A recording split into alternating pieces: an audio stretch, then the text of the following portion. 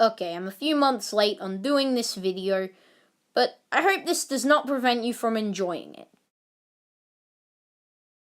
Okay, look, in case you've been living under a rock or something for the past year or so, you should have heard of Justice League and how it's an amazing movie. Alright, not even kidding. The characters were just, they were so amazingly presented, and I did not have the temptation to check the time whatsoever. Alright, checking the time is something I didn't do during movies like this, Jumanji, and Thor Ragnarok. Alright, that's not all the movies I didn't check the time. That's just an example of a... Look, let's be honest. A review of me just saying how amazing this movie is would be kind of boring, so I'm going to try and look into some of the problems I had with the movies. Now, even though it is my favorite movie, it doesn't mean I didn't experience maybe one or two problems. Alright? But to find a lot of problems, okay, to make this video not about 3 minutes long, I had to dive a bit deeper, so enjoy.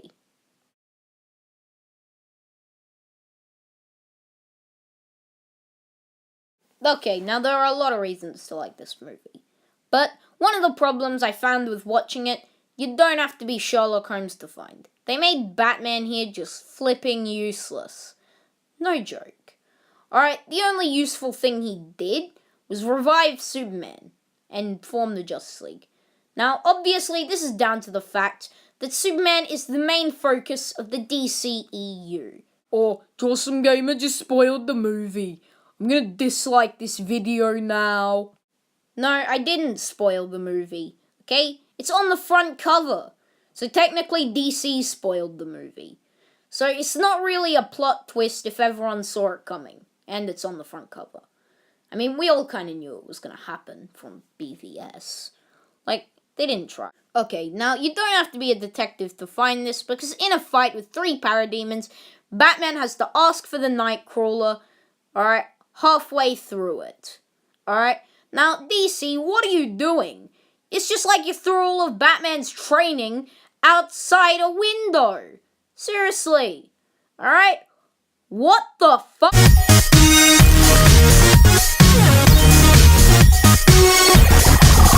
Sorry guys, just got a little carried away there. Alright, now let's get back to the actual video. Now, Batman being quite weak, alright, was one of the facts which, was one of the problems with this movie. Alright? Especially since in its previous movie, Batman v Superman, which was just as good, but Justice League was better, okay? Batman fought off an entire warehouse of about 30 bad guys and won, alright? Which was awesome. But in this, he barely fights off 3 parademons. Like, come on. But Batman v Superman turned Batman into a murderer as well. Alright? Now, DC have been building up a good universe, alright? But the critics, they just don't seem to like it. They give it all this bad attention. Okay, like giving the movies only about 40%. What the heck, critics? Come on. Alright? Stop sitting down to try not to enjoy a movie and just try and enjoy it, okay? Because, really. And don't make Batman weak, DC. Come on. Oh, but Batman's useless without his gadgets anyway, so does it really matter that he was weak? Yes, this does matter. Alright? Because... okay, so whenever someone says Batman is useless without his gadgets, now I've heard that about 100 times, okay, and it becomes super annoying after a while, alright? Like, seriously, alright, when I was much younger, every time I brought up Batman, okay, some pleb would just say that he's useless without his gadgets, alright? Which is not true, alright? And it's annoying because this movie just kind of tries to prove that, which you shouldn't be trying to prove facts that aren't true. Because before this, Batman was epic. He was amazing, alright? Look at all my pop vinyls, alright? So Batman is not useless without his gadgets. If anyone tells you so, they know nothing about Batman whatsoever, alright? Are you going to take it from me, the Batman fanatic here, or someone who probably knows nothing about Batman, to be honest, alright?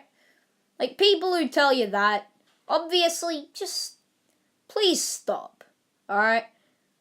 Because this makes sense why no one can take Batman seriously anymore, okay? Like, really, just come on, okay? It's super annoying.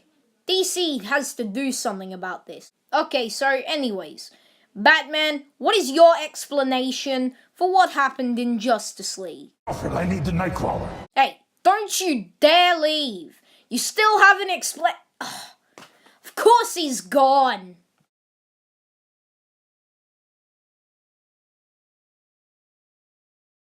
After watching this movie a few times, you could tell the appearance of one villain of this movie was rushed.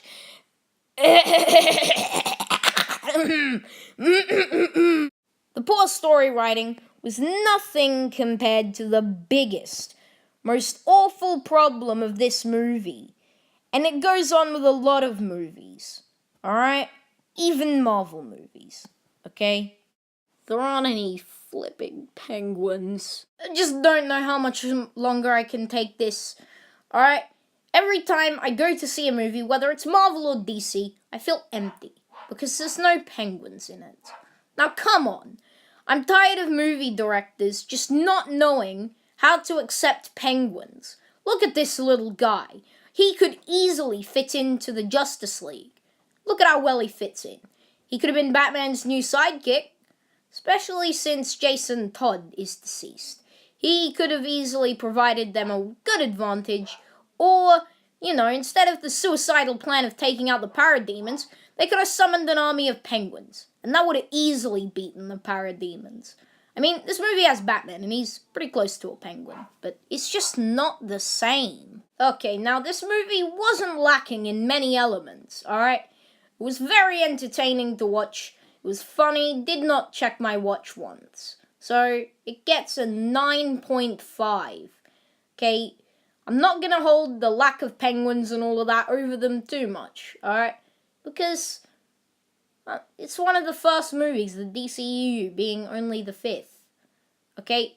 But for future reference, DC, you need less of Batman being weak, less poor appearances of villains, okay, and more penguins. Definitely that one, alright? Now, look, I could go on and on, but basically, what I'm trying to say here is Tim Drake is the best Robin, and Trollface is the worst meme ever.